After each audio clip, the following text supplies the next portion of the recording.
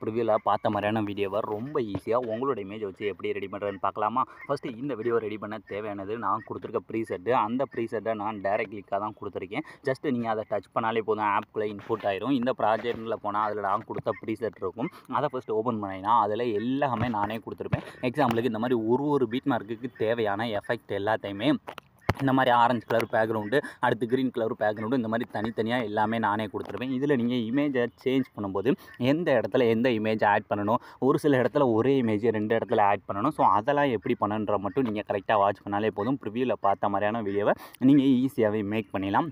இப்போ ஃபஸ்ட்டு நம்ம எப்பயும் போல் ஸ்டார்டிங்லேருந்தே வரலாம். இப்போ ஸ்டார்டிங் வாங்க. ஸ்டார்டிங் வந்து இந்த ஃபஸ்ட்டு எடுத்தோடனே இந்த ஒரு ஆரஞ்சு கலர் பேக்ரவுண்ட் இருக்கா, ஜஸ்ட் அதை டச் பண்ணுறீங்க. டச் பண்ணிட்டு கீழே கலர் அண்ட் ஃபில்லை டச் பண்ணுறீங்க. இந்த டெக்ஸ்ட்டு வரும் பார்த்தீங்கன்னா, இந்த டெக்ஸ்ட்டை டச் பண்ணால் உங்கள்ட்ட ஃபைல் மேனேஜர் ஓப்பன் ஆக போகுது. இப்போ ஃபைல் மேனேஜர் ஓப்பன் ஆனதுமே இந்த இடத்துல நீங்கள் எடிட் பண்ண போகிறோம். உங்களுடைய இமேஜஸ் இருக்குது பார்த்தீங்கன்னா, அதை வந்து செலக்ட் பண்ண போகிறோம். இப்போ ஃபஸ்ட்டு ஒரு இமேஜை செலக்ட் பண்ணிவிட்டு இந்த மேலே இருக்க ப்ளஸ் ஐக்கானை கொடுத்தீங்கன்னா, இப்போ ஃபஸ்ட்டு இதில் ஈஸியாக சேஞ்ச் ஆகிடுச்சா. இப்போ சேஞ்ச் ஆனதுமே இப்போ ரெண்டாவது பார்த்தீங்கன்னா இந்த மாதிரி க்ரீன் கலர் பேக்ரவுண்ட் கொடுத்துருப்பேன். இந்த ஃபஸ்ட்டு இருக்க க்ரீன் கலர் பேக்ரவுண்டை டச் பண்ணி இந்த கலர் அண்ட் ஃபில்லை டச் பண்ணி அதே மாதிரி டெக்ஸ்ட்டை டச் பண்ணி ஃபைல் மேனேஜர் ஓப்பன் ஆனதுமே இந்த இடத்துல நீங்கள் எடிட் பண்ண போகிற அடுத்து ஏதாவது ஒரு இமேஜை செலக்ட் பண்ணிவிட்டு இந்த மேலே இருக்க ப்ளஸ் ஐக்கானை கொடுத்துக்கோங்க. கொடுத்ததுக்கப்புறம் இப்போ இந்த சென்டரில் அந்த பாக்ஸில் மட்டும் சேஞ்ச் ஆகிருக்கா. இப்போ ஃபஸ்ட்டு இருக்க க்ரீன் கலரில் தான் சேஞ்ச் பண்ணோம்.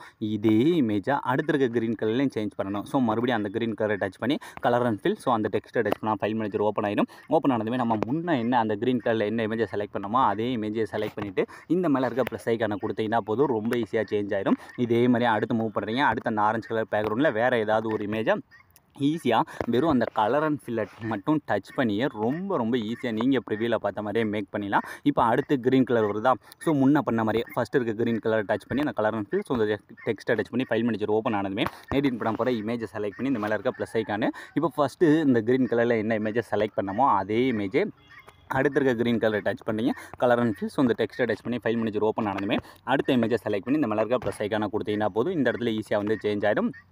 இதுக்கு அடுத்து ஃபுல்லாகவே இனி மீதி இருக்கிறதெல்லாம் எப்பயும் போல் கரெக்டாக என்ன பண்ணுன்னா அந்த பேக்ரவுண்டில் மட்டும் உங்களோட இமேஜஸை வரிசையாக வந்து இந்த மாதிரி செலக்ட் பண்ணுங்கள். கரெக்டாக இதுவரை சேஞ்ச் பண்ணி முடிச்சதுக்கப்புறம் இந்த சைடு பார்த்தீங்கன்னா மாதிரி சின்னதாக நிறைய இமேஜஸ் வந்து இருக்கா.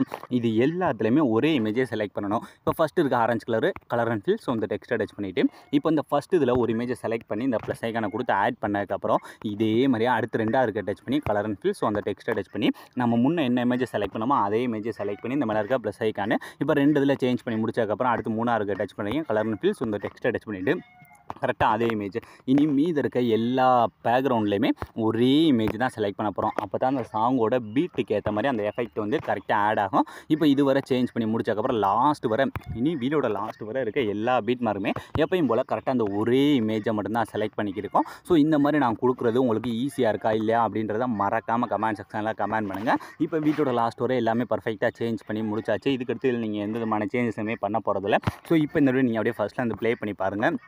நீங்கள் ப்ரிவியூவில் பார்த்த மாதிரியான ஒரு வேறு லெவலான ட்ரெண்டிங்கான ஸ்டேட்டஸை உங்களோட இமேஜை யூஸ் பண்ணி நீங்களே ரொம்ப ஈஸியான ஸ்டெப்பில் மேக் பண்ணியிருப்பீங்க. ஸோ அலாமட்டு இந்த வீடியோ முடிஞ்சு. ஸோ இந்த வீடியோ உங்களுக்கு பிடிச்சிருந்தா மறக்காமல் ஒரே ஒரு லைக் பண்ணிடுங்க. ஸோ தேங்க்ஸ் ஃபார் வாட்சிங்.